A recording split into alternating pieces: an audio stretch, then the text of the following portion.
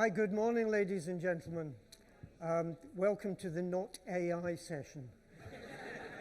The very fact that you're here indicates that you've got an interest in learning, community learning.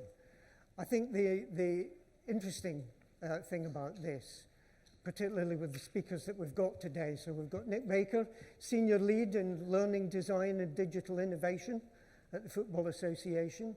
Last week, he was the Head of Learning and Development, which was a lot easier. And Tom Way, Curriculum Lead for the AA. So what we've got are two dispersed, and I think that's the key word, dispersed learning communities.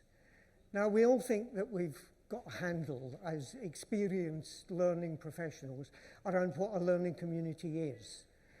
How many of you remember LD Insight on a Friday morning on Twitter? Interesting. Oh, I thought you might, Vanessa. Yeah. That was a dispersed learning community. It was a bunch of people that got together on a Friday morning and we chew the fat about learning and development. It was what got me up out of bed on a Friday morning. We don't do that anymore for various reasons. And you've probably all got somewhere in your background or in your current experience some kind of learning community. My wife and I are learning ballroom and Latin, currently improvers, level 2, thank you very much.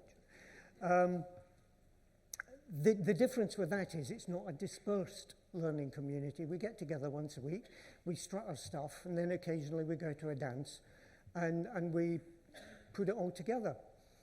So I think the difference here with Tom and with Nick is that this dispersed learning community is not internal. It's external. It's consensual.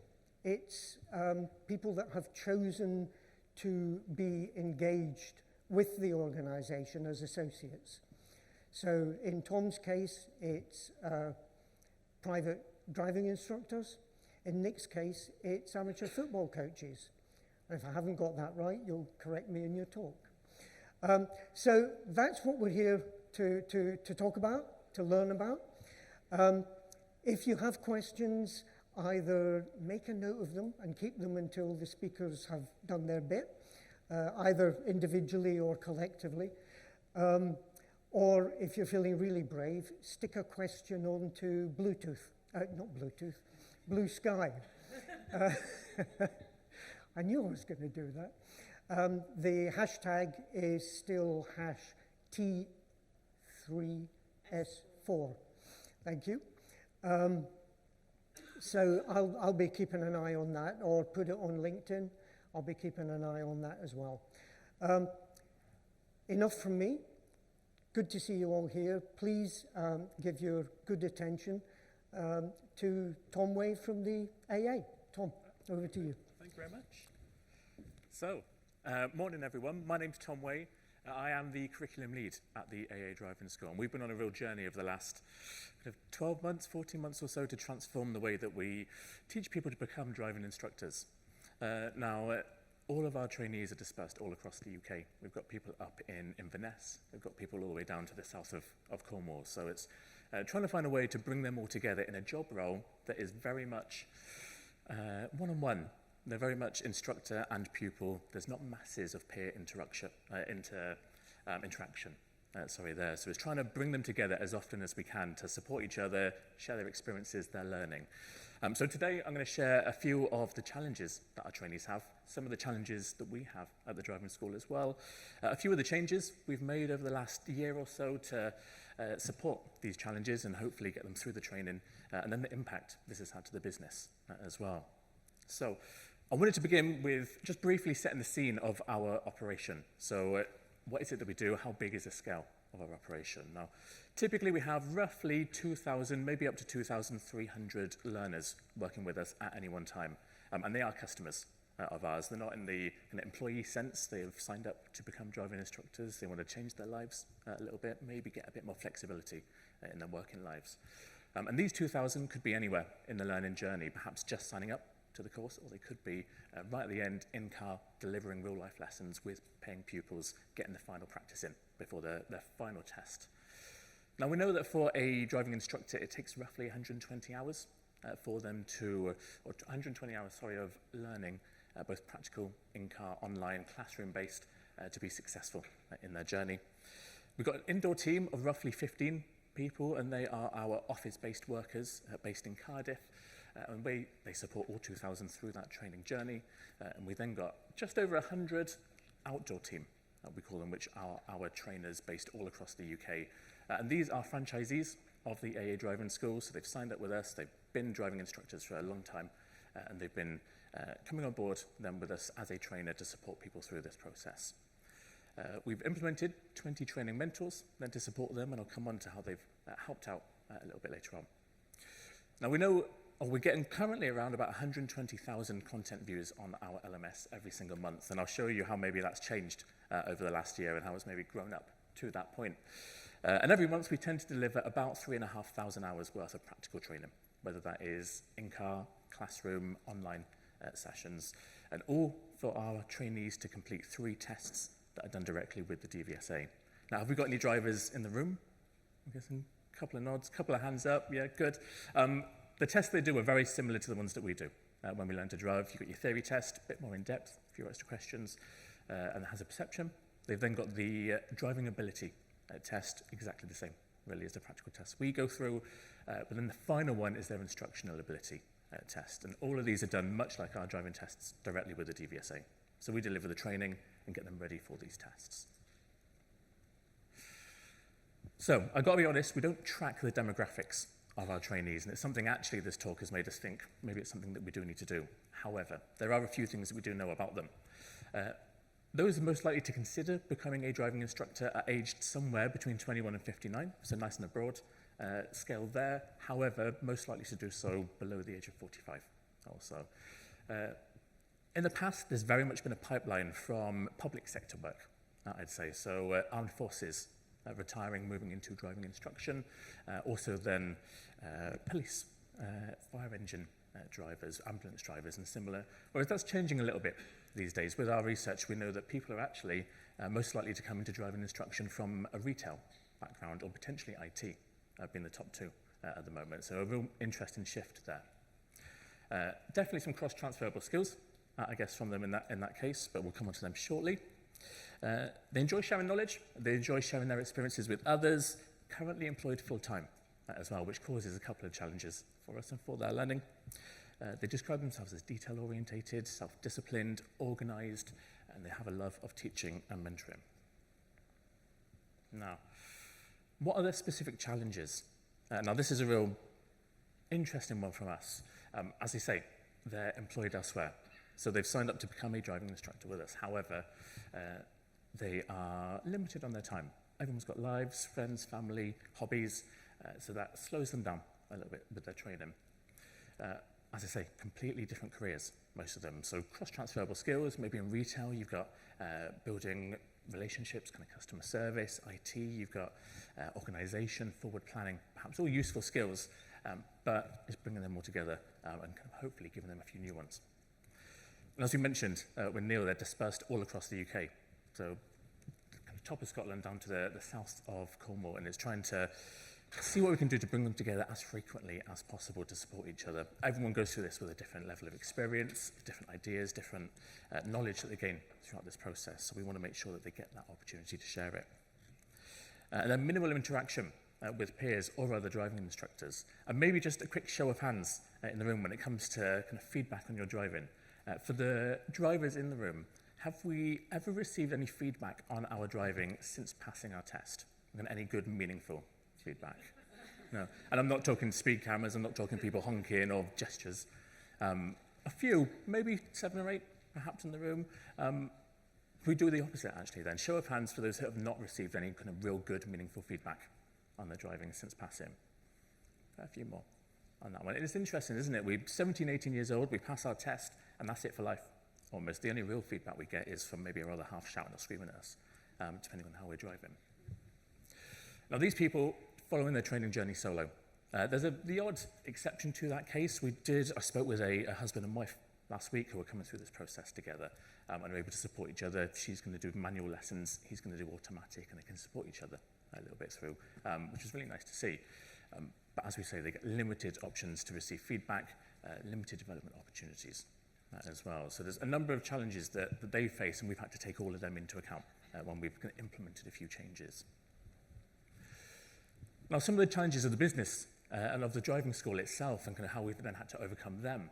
So we're a very small team, 14 or 15 people at any one time supporting 2,000 people through this training process. So there's not many of us, and there's a lot of them, and all needing support. Our indoor team work 9 to 5, maybe 8 to 4, so we're a bit more limited on the hours that we can support our trainees with. As ever in L&D, there's kind of low budgets, or limited budgets, should we say, and any money that we do make typically goes straight into paying our trainers as our franchisees, or goes back into the product. And I suppose the other key one for the driving school as a whole, and I suppose the AA as well, is that we want people to pass their tests to then come on and franchise with us at the AA, to sign up for a year or two with a car and support our 100,000 pupils as they work through their driving tests. So, a number of challenges that we've had to deal with, and we've made a number of changes then off of the back of that over the last 12 months or so. First off then, we implemented our 5 goals for success. Now we've got our LMS system, Thrive. You can meet them downstairs if you wanted to find out a little bit more. Before we implemented this, we offered very much a buffet service, should we say, of the training that was available to them. So they could log in, they had access to all the material, a little bit of guidance maybe here and there, but they may well miss stuff might be skipped, ignored. We couldn't necessarily track exactly what it was that they've done. So in implementing this, we've got 5 specific goals that goes them through start to finish, how to complete their training. And within this, we've inbuilt really specific touch points with them from us, but also them with each other, so that they have to complete things in a specific order. At certain points, they have to meet their peers, they have to get on board, they have to chat, they have to engage, they have to share their experiences as well. And that's been really, really important for us and really starts to build that community early. Another thing that we've done as part of this is within the onboarding goal, we've given them a bit of an out. So that when they first sign up, we guide them through exactly what is going to be expected of them as they become a driving instructor. The skills they're going to learn, how much effort they need to put in, 120 hours over perhaps maybe a 6-month period. And if they don't think that's quite for them, absolutely an option to step out at that point. And it gives them then that chance to say, do you know what, I am motivated in this, I'm engaged, I want to get this done, and they can commit and follow through that process. If not, they can maybe step away, find a better time in their life, and maybe come back at a future point then. Now these goals will complete, or as they complete these goals, the next one triggers for them, so they're not able to necessarily see on as to what they need to do next. There's a certain level of kind of forward planning or foresight for them. However, we do our best to ensure that we're only giving them exactly what they need as and when they need it. We build in at certain milestones as they complete each goal. There is a specific touch point with us where we lead a meeting with them. We have 20 or 30 maybe or so at a time come on board, share what are the key things they've learned over the last couple of weeks, for instance, or what are the biggest challenges that they faced, and you get someone else with a similar challenge and how they've tackled it, and maybe sharing their thoughts, ideas, experiences with others. They continue through their goals, and we've seen some real massive impact actually off the back of these. I'll share that with you in a couple of minutes' time, but just giving some real specific structure and not allowing them to move on until they've actually completed set milestones has really supported us. Now this has been useful, but we've also then brought in a number of other kind of sections or points that helps them through this learning process. And these are some of the key things that we brought in to support the challenges that both we and the trainees face. So I mentioned we've got these regular touch points at milestones. It's a real chance for them to get together, to share what it is they've been working on and move forward with that, set some good next goals, run through those next steps and make sure that they're ready. We've brought in a community manager. Now this was a really interesting one. When we first launched these goals on our community pages online, we brought in someone to specifically manage this process for them, to be on hand to reply to comments, to kind of link people up, create buddy systems across the UK. And actually we found it wasn't needed. The trainees wanted to do it themselves. So actually, I mean, we spent a fair bit of time implementing this role, getting them trained up, and actually within a few months we thought, this isn't actually needed. They know exactly what they're doing, and they're creating this community themselves. And I think the real interesting thing about driving instructors is that they want that connection. They want collaboration. They want to be able to work with people. So any opportunity that they can get to share that, they will absolutely take. We just had to make sure all the options were available for them to get involved. We brought in our trainee mentors, and these only came in last month, I believe. And these are, their role is threefold, almost. They are there to be a touch point for the trainers. First off, they support a small network of trainers in their local area and are dispersed at strategic locations around the UK, kind of all the big kind of cities and potentially in a few rural areas as well. But that means that they can support the specific trainers. It means that they're able to then work directly with trainees as well, give a second pair of eyes. They also work 2-to-1 with our trainees. So again, it's bringing those opportunities to get our trainees together to learn from each other, to practice delivering a certain manoeuvre, perhaps, and then get some feedback from their colleague to guide someone through how to drive on a dual carriageway, for instance, and be able to practice that and get real in-depth feedback from their peers. I think the difficulty that driving instructors face is that the feedback they get from their pupils is minimal. Very much level 1 of feedback evaluation. It's very much, that was great. Thank you very much. I scored myself a 5 out of 5. All good.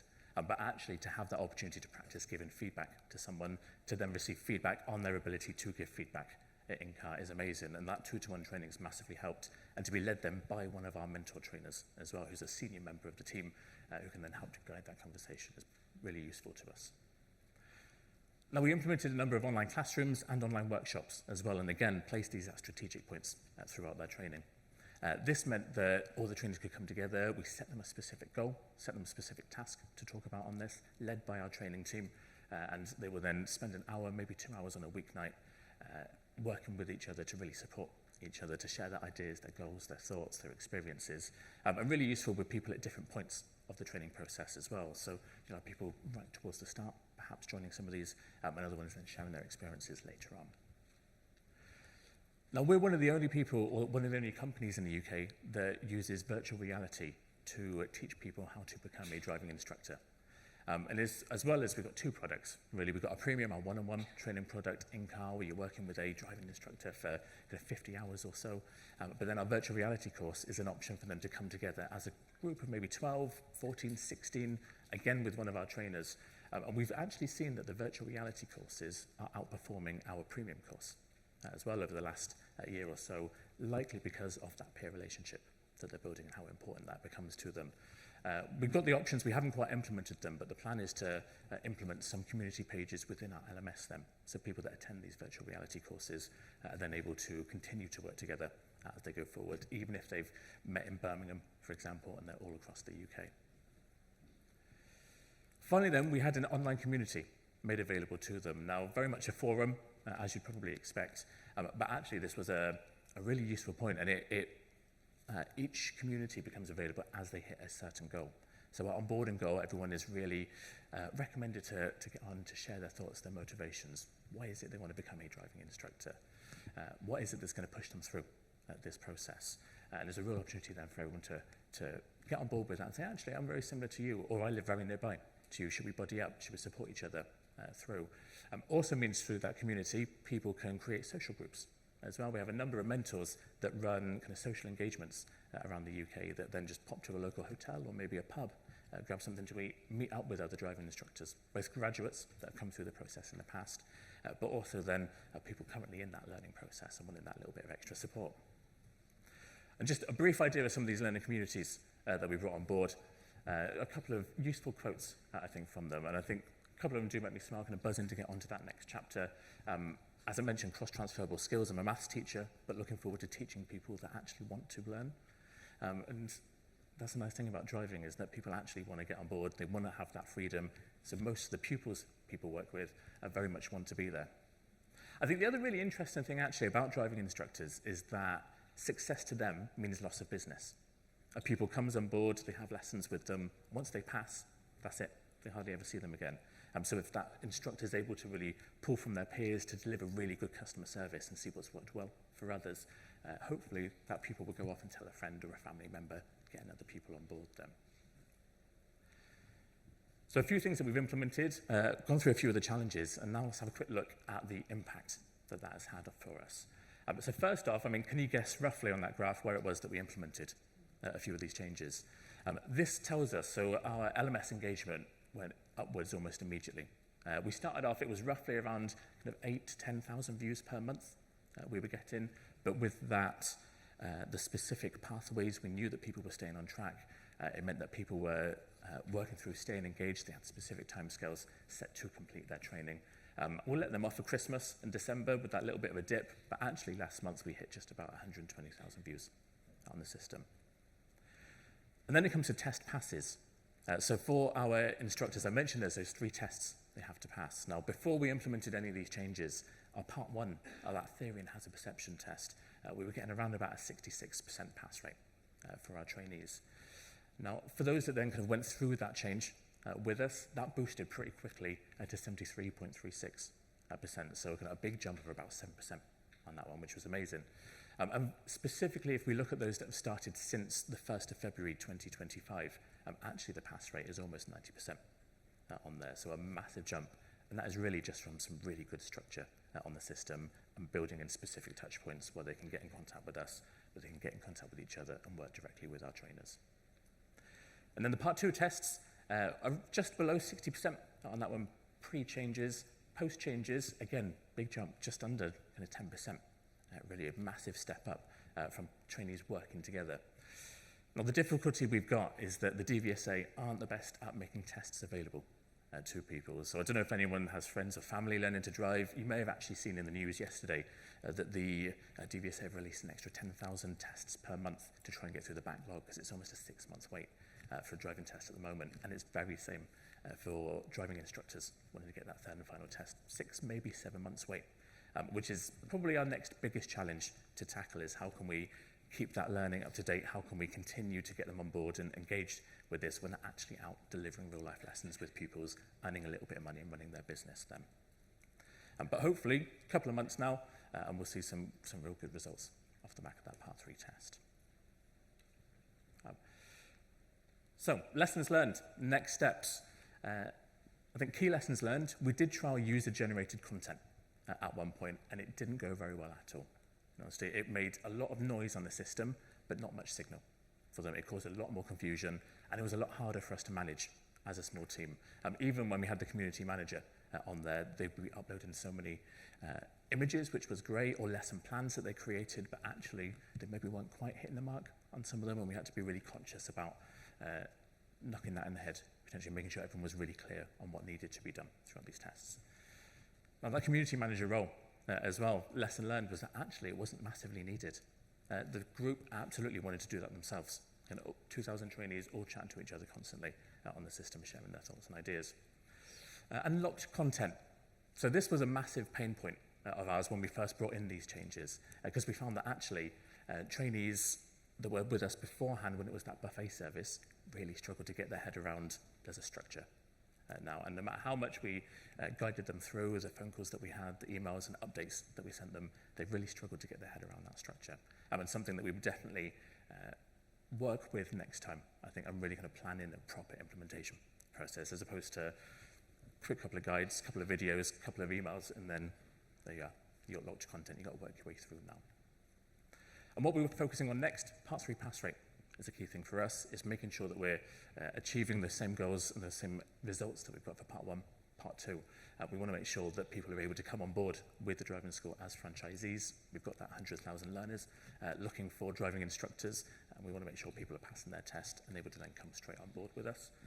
And finally then, we want to make sure that we're bringing our team to life that little bit more. So our trainees get a real good opportunity to speak with each other, to speak with their peers and the training team, but actually there's a lot of opportunity for us to provide that little bit of guidance as well. So we're going to look to bring in a bit of video content so they can really meet us kind of face to face, or at least put a face to a name as we're such a small team. So I think that's all the key bits from me today. Feel free, if there's any questions, are we happy to take questions now? No, yeah, if there are any questions, feel free. There's absolutely feel free to get me on LinkedIn if there's any questions once you've reflected after today as well. But any questions for now from the room? Oh, we got one. Yeah, we'll just wait for the mic. Hi there. Thank you very much. That's really interesting to share. And I can imagine that perhaps when you're learning something and you feel on your own, that you want to then feel part of a community. I've got a bit of a challenge now where I'm trying to get people to want to be part of that community. How did you sort of introduce that and get people engaging in the community in the first place? So I think Put part of themselves out that, there. sorry to interrupt. Part of that was really our goal one, that onboarding piece for us. We really set their expectations of what's going to be required of them through this process. So it was absolutely, you will need to get in contact with your peers. You're going to need to share the experiences that you've had to be able to then kind of continue through this process comfortably. I think, and it was really just selling the benefits of being able to work with your peers and not having to stick on your own throughout that full process. Which is really clear from day one. That's exactly what you need, and then giving them that out, if possible. Oh. Any other questions for now? Yep. Or we'll have the mic come round. Thanks, Bex. Just a very quick one. Do they start in cohorts, or do they start, like, could I sign up and start tomorrow? So you could start tomorrow. on your own timeline. That's it. So I think the real key thing about driving instructors is they're doing this because they need flexibility. They're doing this because they've got lives. They want to try and do this around their lives. So we had to be really strategic about the training that we created for them, because it needs to be as flexible as possible. Understood. So then the difficulty of having people drop into a community on a day-to-day basis is, yeah, got it, thanks. That's it. So we kind of had a look into learning communities, the actual kind of traditional learning communities, and we thought actually we can take the principles of that, perhaps to support our learners, but actually traditional learning communities, people come together constantly to solve problems, wasn't going to work for us very well. So we took those principles, collaboration, we took kind of real key specific topics that they had to talk about, the real key takeaways they had to do, made that available to them. We couldn't quite go with those traditional ones, I think, because of the flexibility. Cool. Thank you very much. Hi. It's interesting that you thought the community manager role was redundant by a certain period of time because they were all engaged. Is there any oversight of, because we were considering using forums and having learners talk together, but there was always a risk of misinformation or privacy and learners potentially going off piste and talking about things that aren't learning related. So is there oversight you've got in terms of, or like a moderator that goes in and sort of directs them in the right way when they're talking as a community? That's it. So we still do have someone that will, kind of, as part of their day-to-day, will jump on, will answer questions, will kind of guide people in the right direction. But actually, it was just a bit of a, we can hand that off to another member of the team as a small part of their work.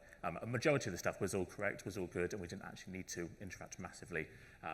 But I think the plan will be, we've got a role open at the moment for a training coordinator at the driving school, and the plan will be maybe a few of the older community manager roles that we had are going to go to them a little bit more, so it's a bit more of a, not a full-time role, but probably just a few hours per week staying on top of that.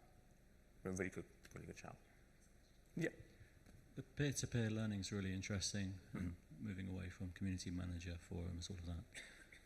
Is there some competition there between these instructors? Definitely. How do you manage that and overcome that? And I'd love to hear your example, but also your thoughts on different cultures, different contexts, where information is power and sharing is something that doesn't happen within corporations.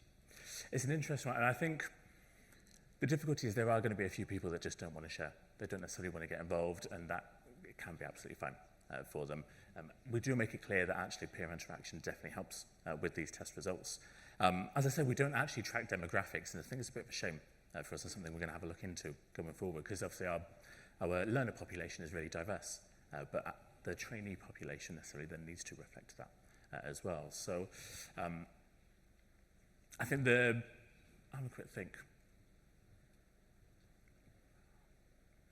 I think when it comes to the trainees, I think the real key thing, I don't want to jump back to it constantly, but I think that onboarding piece and being really clear about what's going to be expected of them has massively helped with that one, because it's really told them from day one that you have to be involved with this. There's a real benefit to these peer interactions. Apologies, I think I probably got a bit off piste with my answer. Do you mind re-asking? Do you mind re-asking the question? Sure. Sorry. Is there competition? Do you have a selection process for that, for preparing people to prevent? I think the interesting thing is actually, and possibly one of the good things that have come from COVID is that there's so many learners out there that the competition is really healthy competition. There's plenty of work for people to have out there. So actually the competition is really useful to them. It helps them to to get involved, and then you have someone that's like, oh, I passed my part 1 test today, and they'll come back onto some of these community calls that we run to share what happened with them, what went well, what didn't. So actually, for us, that competition is really positive for us. And as it currently stands, I'm sure as time goes on, as these 10,000 extra tests a month come in, we will likely see potentially a bit more competition, but you could be anywhere. In the UK, there's no selection process at all. You can just sign up to become a driving instructor. We'll support you through, and we'll look for a local buddy for you if needed. Cool, thank you. Tom, thanks very much. No worries. Oh, we've got one more? I'm not sure. No, Do we have? I Okay. want to move on to Nick, and No then worries. we can take more questions after Nick. Thank you very much. I was reminded on the lessons learned that the old phrase, just because you build it doesn't mean they will come, you know. So thanks for that, Tom. Nick, over to you. How does the FA's approach contrast and compare with the AA's approach? Yeah, really interesting actually, and we do have some contrasting things to say at the end actually. So yeah, welcome everybody. With all good football sessions, we start with a warm-up. So everybody, no, I won't get you on your feet, don't panic. Don't panic. Today's warm-up though will be a video of Michael, one of our grassroots coaches that I'll just share. I've always had a passion for football. I've made a lot of friends through football, and I've found a purpose in life, and I've also found a place where I'm happy. Michael was born 12 weeks prematurely, and he subsequently has cerebral palsy. He has chronic lung disease, slight learning difficulties. He has a hearing impairment and a sight impairment, and he just loves football. We used to train in the Dell, in the old gym in the Dell. Went along there, loved it, got put forward for CP England. I'm so proud to have played for my country, but no one can ever take that away from me. And I want to give something back. I've learnt so much when I played for my country, and I want to give something back to the football club, which I've been involved with for such a long time. And I want to be able to inspire the young disabled players coming through to show them that it doesn't matter what disability they have, you can play football. And that's why it means so much to me, and I get quite emotional. I found about the BT Playmaker by my old football coach Rob Pearce, who works for the Saints Foundation. I can meet other people over Zoom, so it's nice that you can ask someone you've never met before questions and get some feedback, and that was just brilliant. There were a lot of videos that were really good. For someone with learning difficulties, it was very easy to follow. I've really thoroughly enjoyed it, and it gave me something to look forward to while I was shielding from work. It was just brilliant. BT Playmaker by England Football has made me more confident, and it's just put me a bit higher. It's made me a different person completely, and I'm very proud to pick up the certificate at the end. It's just brilliant because it's been recognised, and I can use that. If you've not done the course before, I would very, very seriously suggest it. One of the best courses I've ever done.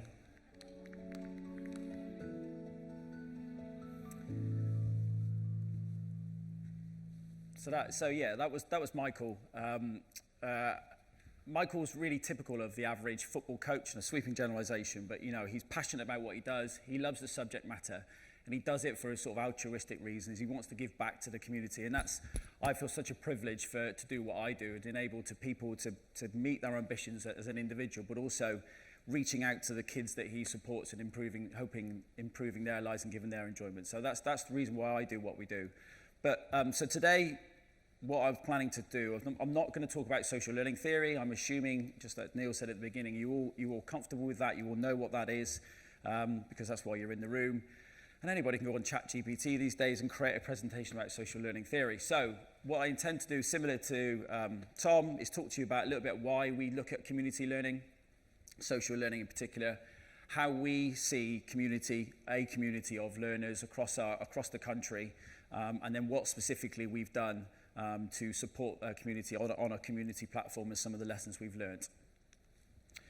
But again, similar to Tom, who is our workforce? So we have quite a few people that our job is to support those people that support the players. So coaches, medics, people who look after safeguarding issues, teachers, talent ID, quite a broad roles, quite a broad number of roles across football. And yeah, we have 170,000 coaches who work in affiliated football. So that's the grassroots football that happens on a Saturday and Sunday morning, you know, as part of local leagues. There are many thousands more working in the local community and other aspects. But we also look at professional football, so all the way. So if any of you wanted to start a course, so Michael was sort of advertising our Playmaker course, a 3-hour online volunteering course, which is the bottom of our pyramid, if you like.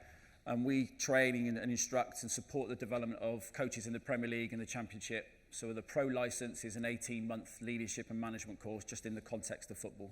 Similarly, our medical path, we have a medical pathway, an introductory sort of sudden cardiac arrest course or concussion.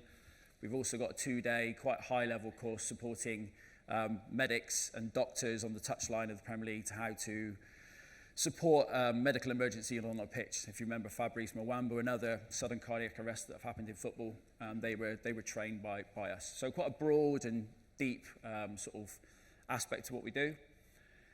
You might be in here because the AI room next door is full, and you think, what am I doing here? What's this got to do? What have volunteers got to do with me in corporate learning? And I often come to these events and have a sort of very tongue-in-cheek joke with people that our job in working with volunteers is a lot harder than yours in corporate world. This is tongue-in-cheek, by the way, but you know, you guys is easy. You can mandate people. They get to do it as part of their job. They get paid to do training, so it's easy. You know, I know it's not, but whereas us, the sweeping generalization of coaches or volunteers and grassroots, they have a full-time job. They come home, because of the age demographic, they often got families, so they're taking their kids training or they're delivering coaching or they have other pastimes. They might want to sit and watch Emmerdale for half an hour. And what we're asking them to do, we can't mandate training. So we're asking people to do training on top of all that conflicting priorities. They often have to pay for it themselves, or the club pays for it. So we absolutely have to ensure that our training is enthusing, inspiring, engaging, and most of all, relevant and applicable and useful to their jobs, because if not, they just won't come back. So yeah, you've got it easy. Moving swiftly on. So why do we look at social community learning? Ultimately, listening to some of the talks yesterday, I completely agree with David in the morning saying that our role is to improve performance and to help people get better in their jobs. It's 100% what we do to help coaches get better. Yes, we want better English coaches at the top end of the game to hopefully win more senior championships, absolutely. But some would argue more importantly, we want more and better coaches at the grassroots of the game to help create a safe, fun and engaging environment for kids to fall in love with sport generally, not just in football. And that's our role. Yeah, I remember writing our first learning strategy about 8-9 years ago, and I was quite, maybe arrogant, I don't know, but wanting a whole cohort of lifelong learners, and of course you do, but is it realistic given that context that we're going to have lifelong learners? We just need to enable people to get better at coaching, support people where they're at with the challenge they have, and I'll come on to that in a moment. But furthermore, some of the why. So first of all, absolutely our data and insight says that we need to support coaches in a community setting with social learning. Back in about 8 or 9 years ago, if you'd come on a coaching course, you're level 1. All the data, we did a big survey and asked them what do they thought. They thought the course was brilliant, excellent. However, the support from the FA dropped off from the cliff after that. You never heard from the FA. And we likewise didn't have any engagement with those people at grassroots. So we felt it was important. We've spent quite a lot of time and resource supporting people with their ongoing learning after that, and the community aspect of it is certainly central to that. As a result of that, it's a key strategic priority, and I'll touch on some of that in a moment. But also we have a learning approach or a learning philosophy that we like to sort of work towards some key principles, and social learning is a key tenet of that, and with the benefits that come with that. And I'll touch on some of the aspects of that shortly. So just touching on strategy. So we kicked off social learning, community learning in earnest in 2020, 2021. When we moved, we had an initial version of a Hive platform, but we bought a social learning community platform called Verint, from Verint called Telligent. As you can see, it directly aligns. These were our strategic priorities or our ambitions at the time. And social community learning directly aligns with harnessing digital capabilities to provide better experience and developing that ongoing relationship with our learners. So that strategic intent was there from the start. And the strapline we had at the moment at that time was creating personalized and connected experiences and resources. And yes, of course, AI is going to change the world. And if the AI gods are hearing, I do believe in you. However, AI is not always going to solve, or it's not the only answer to create personalized experiences. A community where you can go in, ask a question that's relevant, specific to you, hear from other people who have maybe shared the same experiences. It provides you with that personalized experience that you need right there and then. Or it can do. And this is our current strategy. So we work on a football season basis. You might not be surprised to hear. So, we're in the middle of our first year of the strategy. And again, social learning, social community type work directly aligns with a number, if not all, of the priorities and drivers, whether that's an increased and connected offer for grassroots coaches, enhanced qualifications, or providing personalized resources within a connected and digital and data ecosystem. So again, it's got key strategic alignment all the way through to the top. I should have said, so I work in FA Education, which is a division of the FA, and this is our FA Education strategy.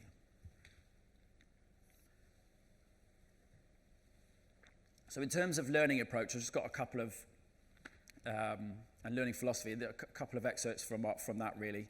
So again, if you were to come on a coaching course or a football course, just before COVID really, it would have been a lot of face-to-face training, same time, same place, and we've worked very hard. And it was always on our ambition, as you saw from that original strategy slide, but COVID actually helped us, as with many people, accelerate it, to move and to provide more sort of asynchronous, anytime, any place learning opportunities.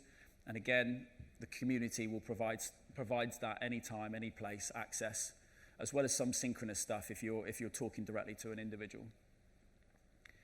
And also, us as the governing body for football, yes, it's our job to help articulate and have a coaching framework. What does good coaching look like, or what does a good medic need on the side of a pitch? And that's our job, and we're good at that, we think. However, what we also tended to neglect initially over the 4, 5, 6 years ago was, what does the learner actually want and need? But more importantly, what are their tasks, concerns of their role? So I'm on my way to training tonight. I haven't had time to plan my coaching session. Sugar, what am I going to do? Or I've got a group of 15-year-old girls who have got some behavior challenges. How do I solve them right now for this evening or next week? I really don't know what. You can't. It's not always suitable to wait 6 months to go onto a course. It's going to take another 6 months to deliver and get a certificate that may give you the information you need. That's too late. So how can we support people with the tasks, concerns of their role? Again, linking back to be better coaches.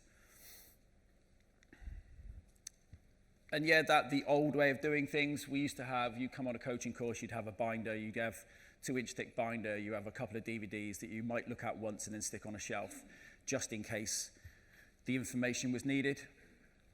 We've worked hard to create some more just-in-time resources, again, solving the problems and issues and challenges at a point of need.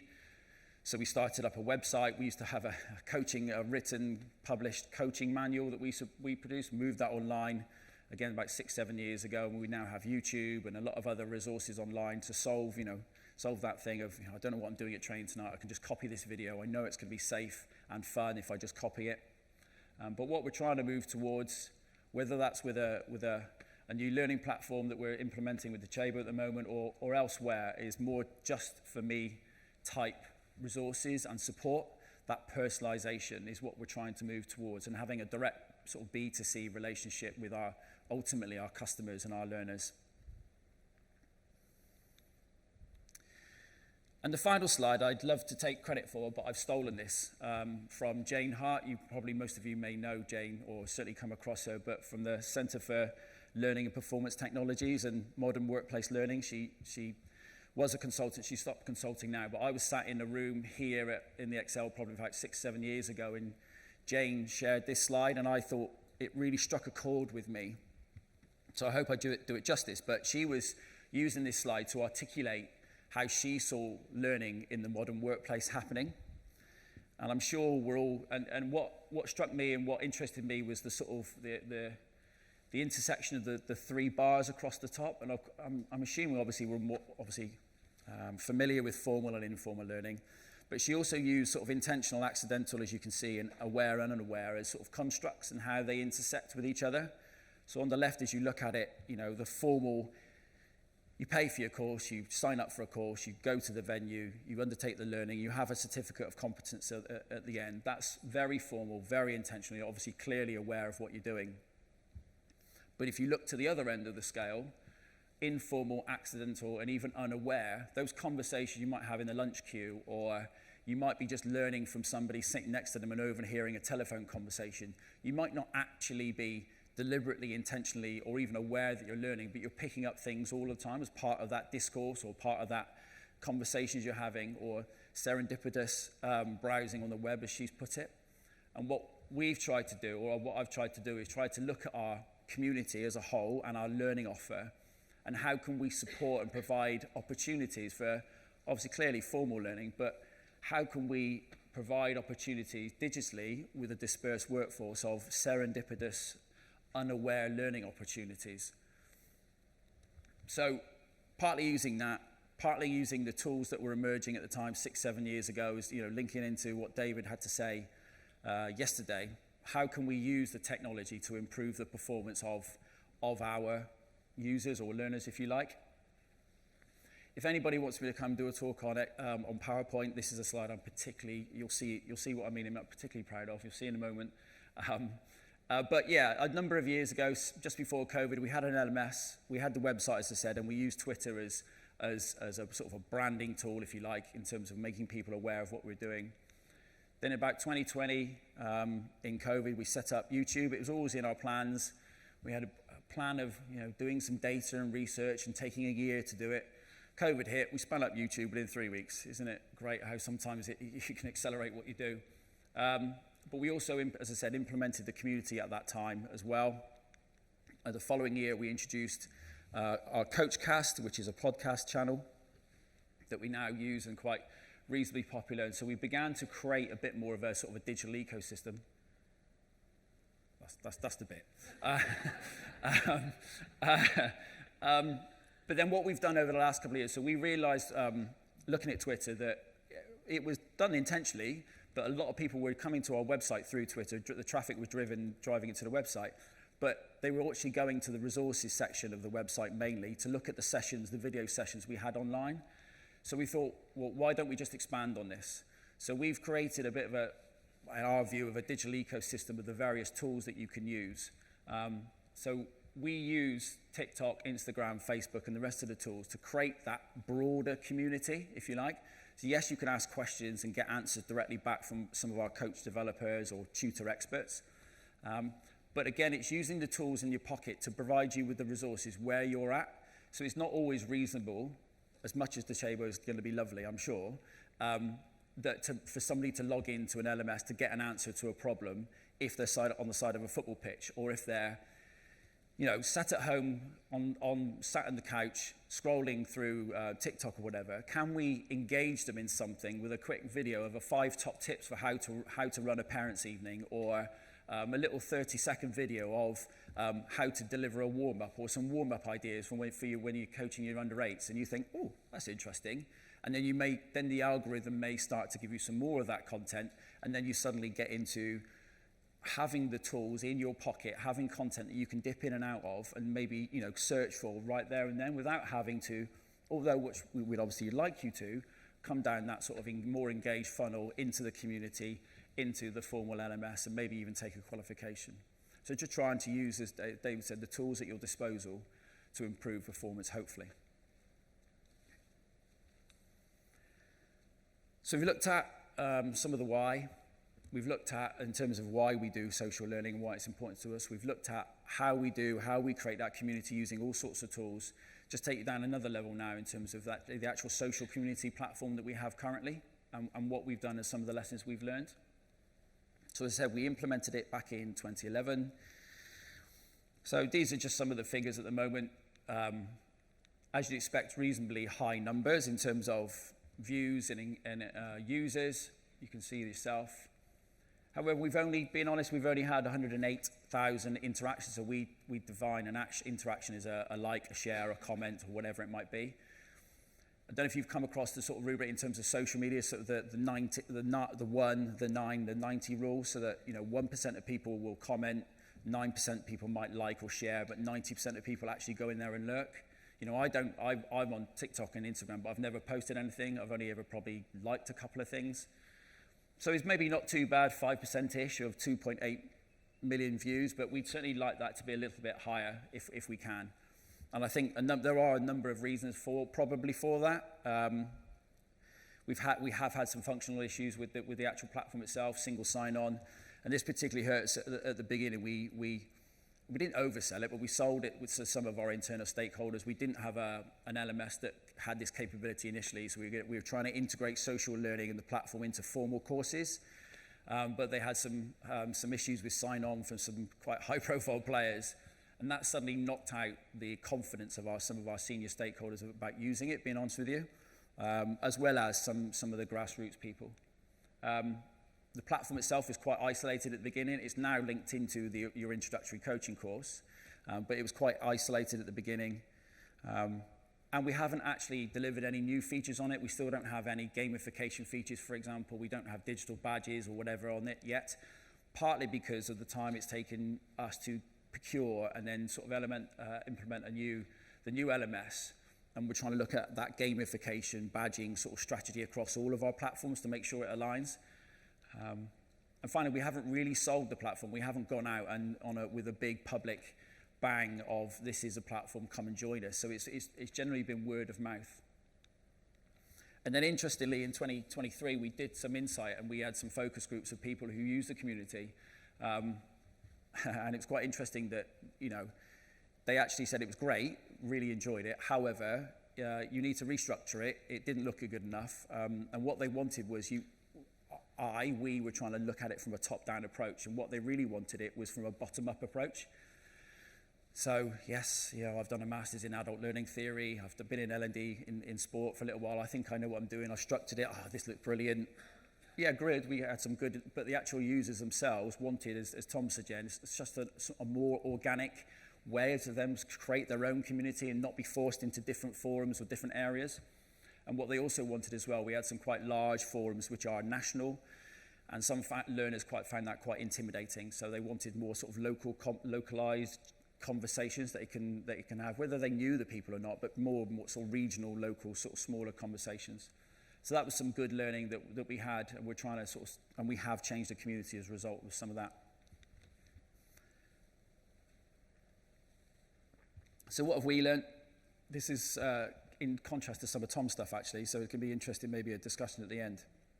So absolutely, you need clarity on the purpose of why you want that social learning, who are your people, why do they want to have the community, and what's your purpose of why you want a community, and how does it align with the strategy? We believe, and again, it's interesting, that the management and the staffing and the resourcing of the community needs to be a core part of somebody or people's roles, because we found it takes up a lot of time. Again, maybe it's because of different numbers or the fact that our platform's publicly open, so moderation is a massive issue for us in terms of how we moderate that content. We have actors from all over the world trying to spam, create content, and put things on the platform that you wouldn't want to see. So we have automatic moderation. We're integrated with the IWF, the Internet Watch Foundation, Microsoft services for checking images and all sorts.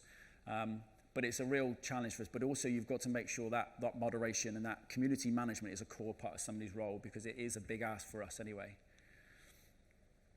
When people are going in and moderating and managing the platform and putting content in there, it has to be consistent and it has to be regular, so that ensuring it's part of somebody's role, but they do it regularly, a consistent cadence that builds trust, so that when you post a question, you are going to get an answer within 1 or 2 days, rather than having it left there, because again, that just cuts all the trust from it. There's no point me asking a question if I can see other people don't get answers. Training was an important one, not just the sort of managers within my team running the platform, but also, as I said before, we try to use some of our experts, our coach developers, as we call them, our tutors, our people who deliver our courses, to go in with an FA badge and be the experts, provide expert answers. You have to ensure that you train them appropriately about how to answer questions, how to support them within the community. But that links to this other one. So we actually found it a bit of a challenge getting our SOSE experts to commit answers to paper, online, if you like. They were very afraid of being putting themselves out there to be maybe shot at another time, and also do their answers actually reflect what the FA want? So that was a real interesting challenge. But also, as most of you probably know, trust is a fundamental part of any community, and building that psychological safety to be able to ask a question and to have appropriate answers and the like is a big thing to develop. Obviously, the content that you put up there has to be engaging, it has to be useful, and it has to be what users want. And as I said before, the development of the community ideally needs to be organic. You know, as I said, I spent a lot of time trying to design this perfect community, structure-wise, architecture-wise, and was really told it's rubbish and it needs to change, and we want to own it. It was a good lesson for me and us. And ultimately, it belongs to the users.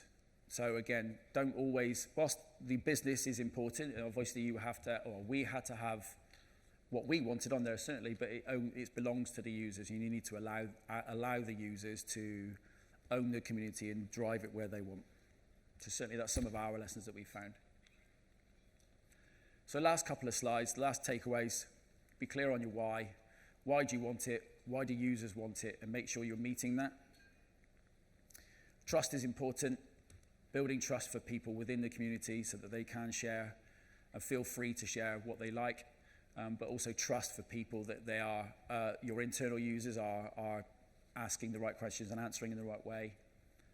Community belongs to the user, don't forget that. And again, we feel it's don't forget, for us, it's quite a large undertaking.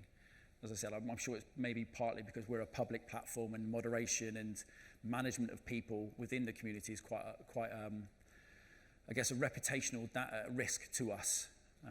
You know, only literally after Christmas, we had tens of thousands of bots attacking us from the Middle East, trying to sell the services of ladies and things. So we had to stop all new users on the platform for a couple of weeks. So, you know, it's a big ask for us.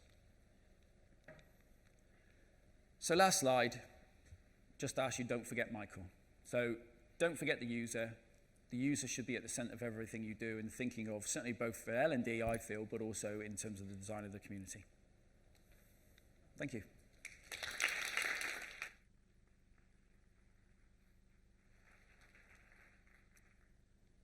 Any questions specifically for Nick? And there's one there, there's one here. Okay, and we've got about 10, 12 minutes until we're finished. So I'm fairly relaxed about that for now. Okay, hi. Yeah, it's working. Hi, Nick. I was just wondering about the trust part that you mentioned, that I understand it's important for both the person's answering the questions, but also the person's asking questions. So how do you ensure there is trust, or what did you do? Yeah, good question. I knew I was going to get asked this question, and I haven't got a clear and easy, obvious answer. I think one of the reasons why resource is important to show that you have people managing the community that, so if somebody, there's a number of reasons. So if somebody's moderating or supporting the automatic moderation, they can see when people are potentially asking questions or behaving in ways that maybe not right, giving answers or using sentiment that maybe is not applicable to the other thing. Is one of the things is codes of conduct, or when people join our community, we get them to tick a box or to read that they must act but within a code of conduct. So we have actually removed users that maybe are not behaving or in accordance with that community. So code of conduct, that moderation, both automatically but also manually. You know, there are tools out there that can do some of that automatically in terms of sentiment analysis. We haven't got that. But yeah, it is difficult.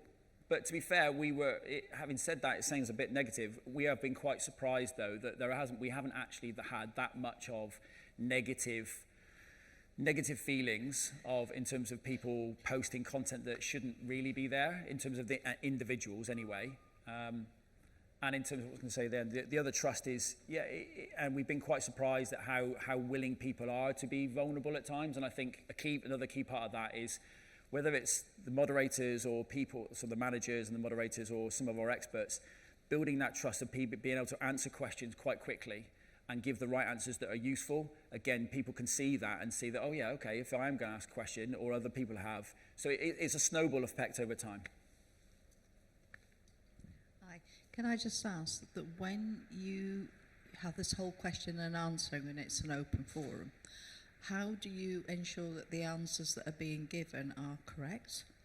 I've done something similar with like a group of coaches in financial sector, say, and they've asked questions about education, and you see the answers coming up, and you know that it's wrong. Yep. So how do you manage that if you don't police it every minute of the day? Yeah, simple answer is I don't think, well, we can't, and that coaching and football is always going to be very subjective for a start. There is no definite black and white answers. We do take a view that sometimes we try to allow the cream to rise to the top. So, if somebody you've got 6 or 7 comments that one might be better than the other, then people might like it or vote it, if you like, although we've taken negative voting out. And that's when the resource comes in terms of moderation. But yeah, we can't go across every comment all the time, but we might have an expert go in and say, oh yeah, I see your comment by Neil. That's a really good, we'd agree with that, or I think that's a really good suggestion. To build on that, we might also do that. So you might do it in subtle ways of showing the rest of the users what the best answer is, if you like, by supporting it, if you like. So there's no easy answer. Sometimes something that you might not want to be at the top is at the top. But that's part of a community. I don't think you can, from our perspective, you can't police it all of the time, and it's just one of those risks you just have to slightly take. But we do try and lean on the community to provide, we do have people interacting, say, oh no, I do it this way. You have a conversation, debate, and again, who's right and who's wrong in football? You could argue to forever sometimes, but I'm afraid from our point of view, there's no perfect answer, but we do try and do that. Hi. Obviously, you and Tom, you have very different objectives and approaches and challenges. Is there anything that you have learned from each other and you're going to implement after this session? Good question. I like what Tom said about, I was intrigued, as I said, about the resources. Anything from you, Tom? I think when it comes, a few bits. I think it's specifically the social media or short form media. It's something that I'd love to get into a little bit more and to make available, because it is, as you say, it's people sat down scrolling at night wanting to learn, kind of micro learning where they can. I think just to clarify as well, I suppose with the community piece, we previously would allow people to post content themselves, to post their lesson plans, to comment on each type of, or each kind of page, I guess, on the system, and kind of give their thoughts and ideas. We locked all of that down in the end to stop that, but make sure they were only posting in these specific forums for us now, so that it was only posted in a single place that we can manage and stay on top of. So it is still something that we manage. We still do reply to comments and stay involved that way, but majority of it, they're able to manage themselves as well there. But definitely, I think my key takeaway is going to be the options for short form media, maybe podcasts and other bits that people can do whilst they're on the go as well. It sounds as though your community is quite thriving, active, and people really engaged. Maybe calling back to the earlier comment, maybe more than a few of us have got maybe some fairly dormant communities, maybe a little bit sad, not really much engagement. I wonder if a lot of that might be football based. There's more of a culture of fan forums and people getting involved. Do you think that's the case? And if so, is there any kind of a patterns or metaphors or anything that you think you could use in other examples in more like kind of formal learning communities to try and get a little bit more engagement? It's potentially true. I think what helped us is getting those so say experts or coach developers there to share we've got a couple of forums that haven't had anything in or don't have anything, we get some of our experts to post content and ask questions of people. So again, going back to the resource bit, I keep going back, isn't it? But that's why we try and seed comments or seed summer conversations that get some of that engagement, and that is quite resource intensive. So I think that's how we get engagement. Like similar to Tom, we don't allow users to post content or share content just for safeguarding reasons at the moment. And our safeguarding team probably won't want that to change. So it is literally just the black and white text. So that is a challenge. But yeah, we just try and help encourage that content. As I said, we post both this in terms of the individual experts posting questions, but we also put content in there for people to engage with, whether that's an article and we ask people to comment on the article or whatever. So that just gets people, I wouldn't say into a habit, but just trying to get that engagement as well. So that's why, whilst the community wants, and it's valid, a bottom-up approach, we still do have a top-down approach about putting content in and structuring some of the conversation to do exactly what you say. Hi, so it's for both of you. So from what I understand, you have a community manager, but you don't have a community manager. And one of the things I actually looked at for my dissertation was using social media for developing communities of practice, specifically in higher education, because that's where I'm situated in. And so one of the things that came up from that research was that social media is so great at building these communities because it's so user-driven and user-led, and because they know what works for them. So I'm wondering, have you ever played around with giving them a little bit more of autonomy and deciding what platform to use, what structures and like rules that the community should adhere to, and how they should engage with one another? We're beginning to do that. Similarly, for the similar answer, just because of somewhat on our social, so TikTok and Instagram, we are beginning to engage with the community more. We can be quite old-fashioned a little bit as the FA. We're reluctant to give our opinion generally. So often, we'll post something about a coaching session and we'll have quite a number of comments about how Gareth Southgate's boring or why we lost whatever it is, which are completely non-relevant. So it's sometimes a bit of a challenge with the number of people and opinions involved in football. But we are slowly beginning to open up the community on the platforms and ask people questions. So we actually do now ask them what they want to see. So going back to Taz concerns, what's challenging you at the moment and how can we help you? We have the comments, but then we'll create content based on what they want to see. So we're using, as I said at the very beginning, we're using the community as a whole as a two-way thing, really, to listen to people, understand what they want more directly, rather than having always surveys and focus groups to interact and have that engagement as well. So hopefully people can see where we're listening and being a little less informal as maybe the FA has been seen in the past. Thanks, Nick. Tom, anything to add to that? I think just very briefly, I know that our virtual reality, our classroom sessions, every group tends to create at least a WhatsApp group, if not a Facebook group or something similar, and that's not something we've got the time to police at all or monitor. But we also know that the virtual reality courses outperform our premium course at the moment, and that's very much because of that peer learning and that support network they create. The 6 days together, working together in a classroom or in a car as well. So we absolutely know what happens. And we try to direct as much of it to the LMS as we can so that we can support and moderate and make sure that everything is correct and legal, I suppose. But yeah, absolutely, we promote people creating these groups in whatever format they see. Okay, thank you, gents. Ladies and gentlemen, we're out of time. Thank you for your engagement. Thank you for sticking with us. I hope you got something helpful and useful out of that.